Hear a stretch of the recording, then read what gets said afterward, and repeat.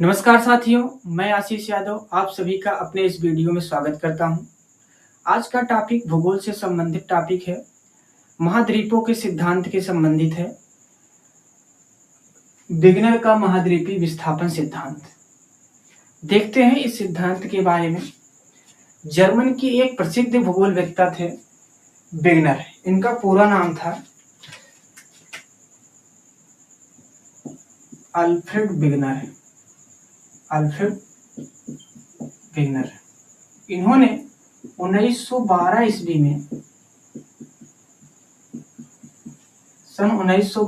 में एक सिद्धांत दिया जिसे विग्नर का महाद्वीपीय सिद्धांत कहा जाता है।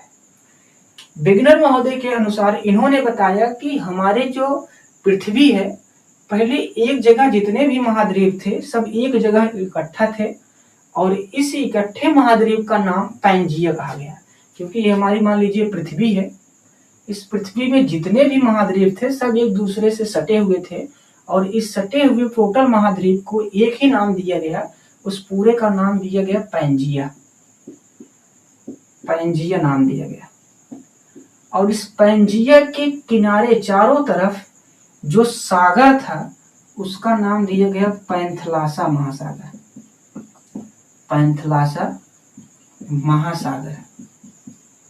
यानी अगर हम सीधी भाषा में कहें तो हमारी पृथ्वी दो भागों में बटी हुई थी। एक जो ठोस भाग था उसका नाम दिया गया पैंजिया और जो लिक्विड वाला भाग था, जो किनारे किनारे महासागर था, उसको नाम दिया गया पैंथलासा महासागर। फिर धीरे धीरे समय बीतता गया और एक युग आता है कार्बोनीफेरस युग।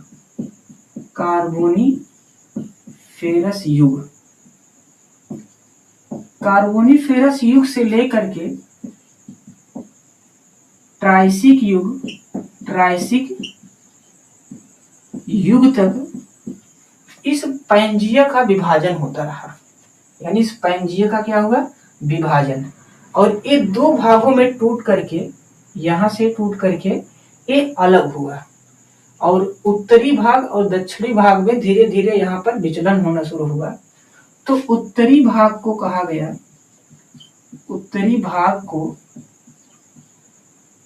गोंडवाना लैंड और दक्षिणी भाग को कहा गया अंगारा लैंड।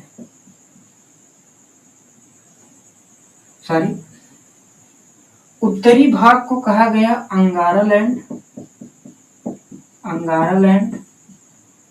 और दक्षिणी भाग को कहा गया गोंडवाना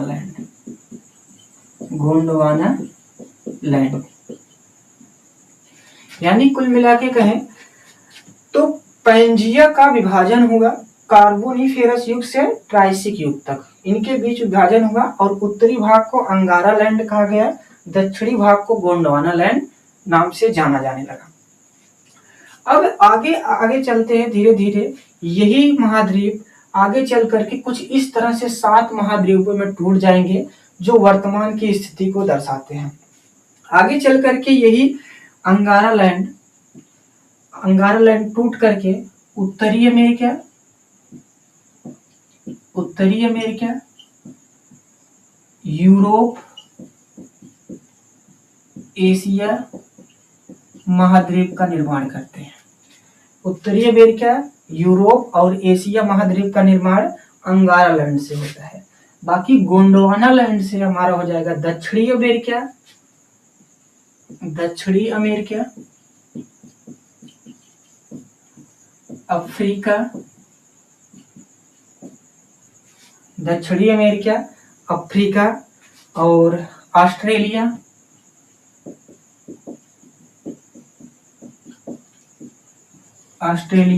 और अंटार्कटिका।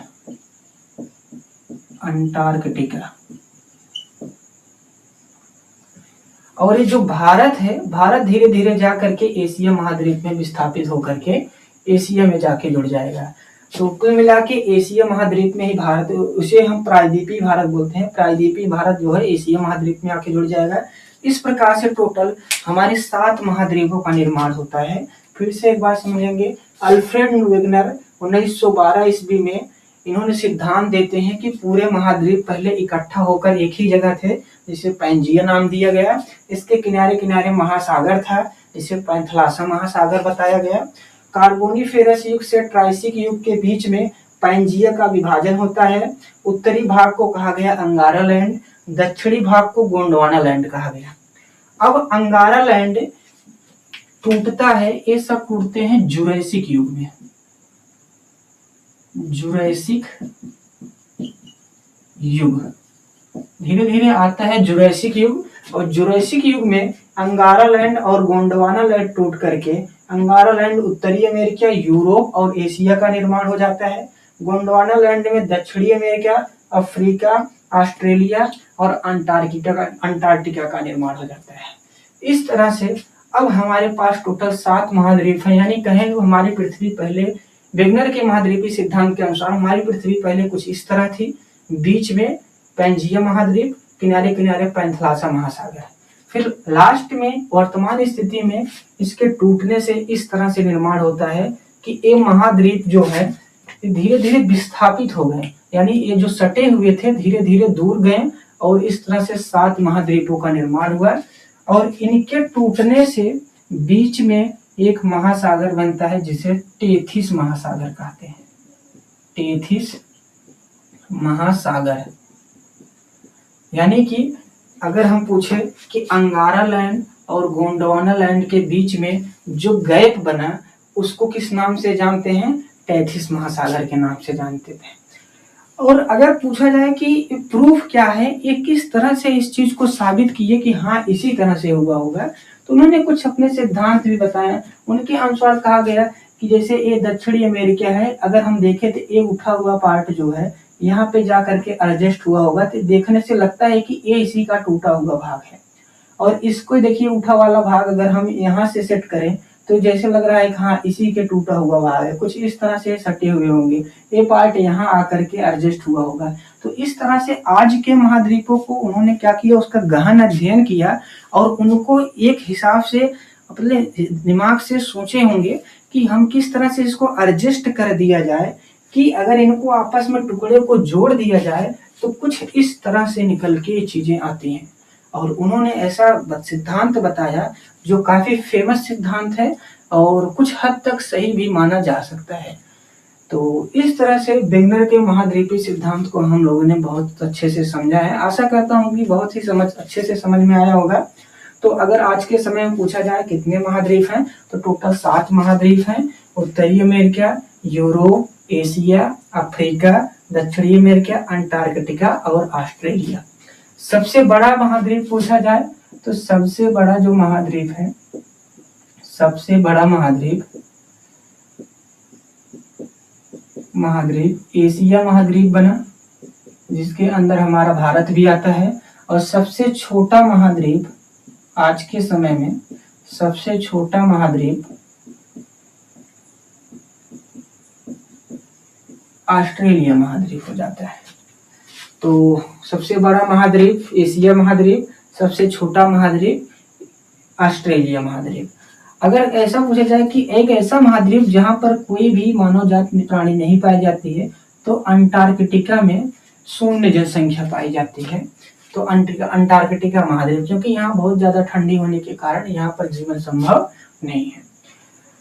और उत्तरी अमेरिका और दक्षिणी अमेरिका एक दूसरे से सटे हुए हैं, ठीक है। इनको स्वेज नहर अलग करती है, पनामा नहर अलग करती है। तो इस तरह से हम जान जाते हैं कि टोटल 7 महाद्वीप हमारे हैं। तो अल्फ्रेड वेगनर ने इस सिद्धांत को कब दिया था? सन 1912 ईस्वी में इस सिद्धांत को प्रतिपादित किया गया था। ठीक है दोस्तों, तो आगे अगले वीडियो में, नेक्स्ट वीडियो में मिलते हैं। तब तक के लिए नमस्कार।